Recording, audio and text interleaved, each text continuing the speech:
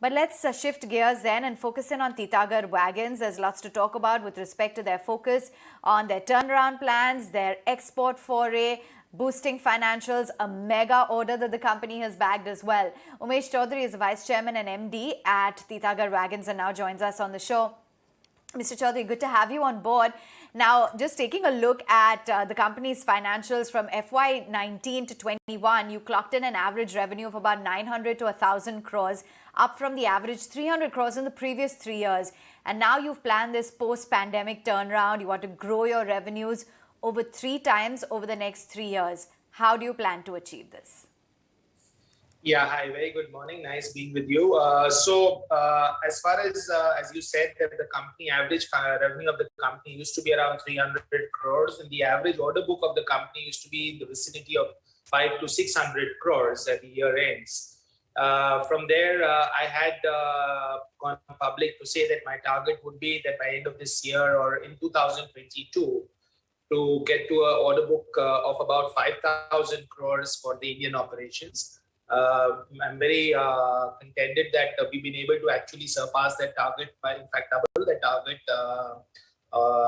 to more than 10,000 crores. Today, we are sitting in an order book of 10,600 crores for the Indian operations. So the very fact that, we were able to, we were operating on a single segment, which was freight wagons. Now all the segments have started contributing to the top line and the bottom line of the company. So that's one of the key drivers for achieving the growth. And the second is a very healthy order book. Our business is pretty much order book driven, so it's very tender oriented.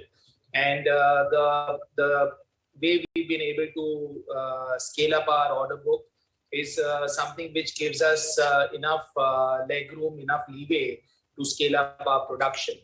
And of course, the most important factor that gives us the confidence is the government of India.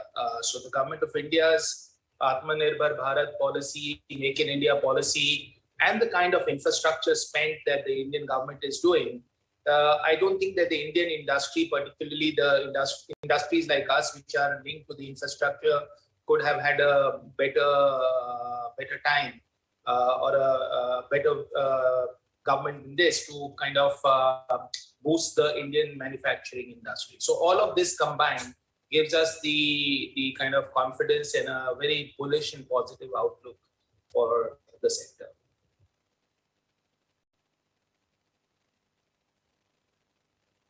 Chowdhury, this is Nantara Rai also joining in on the conversation. Now, what we've seen about a fortnight ago is Titagarh bagging the largest ever order from the railways for itself, 7,800 crore rupee order, nearly 24,000 wagons, has to be executed in 39 months. Can you explain to your shareholders, the analyst community, our viewers, why this is such a big order?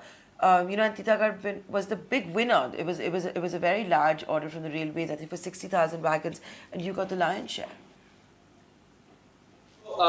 We've been the market leaders in the freight wagon for the last several years, and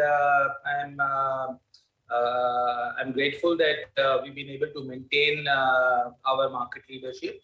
As you see from the numbers, we have about 1/3 of the market share, about 32%, and that's been the trend in the last several years. So we have an annual capacity of about 8,500 wagons, and this is how we've been able to be competitive, and we've been able to fill up our capacities.